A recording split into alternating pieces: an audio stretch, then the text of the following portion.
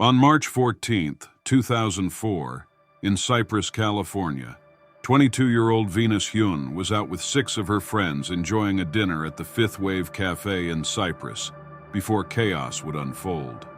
The cafe was crowded at the time, and unbeknownst to anyone there, a killer was lurking and about to strike. As the group was enjoying their meal, 2 men entered the cafe and approached them.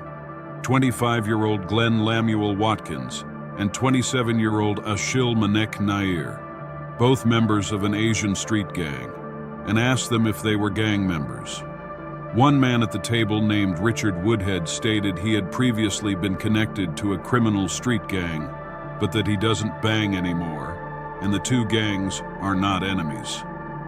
The duo left the cafe and told 23-year-old Stevenson Choi Kim, another member of their gang, about the conversation.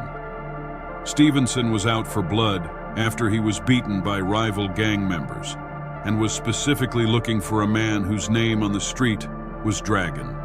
Although Richard was not a member of the gang he was looking for, he entered the cafe with a loaded .45 caliber handgun, approached the group, and opened fire, striking 5 of the friends sitting at the table, with Venus Hyun being struck in the back with a bullet bouncing off her shoulder blade and ultimately lodging into her brain, where hours later she would succumb to her injuries.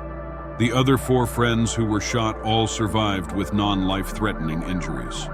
Stevenson would exit the cafe and flee with several of his friends, only to be caught several months later. The witnesses and evidence against Stevenson and his co-defendants, 6 in total, were damning.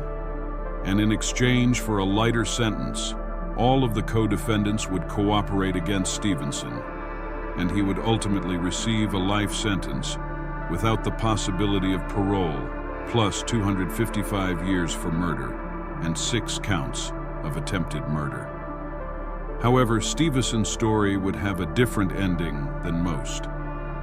On January 4th, 2026, Stevenson would be found unconscious by prison staff after he was attacked in prison by a 30-year-old inmate and later die from his injuries at the age of 45 years old.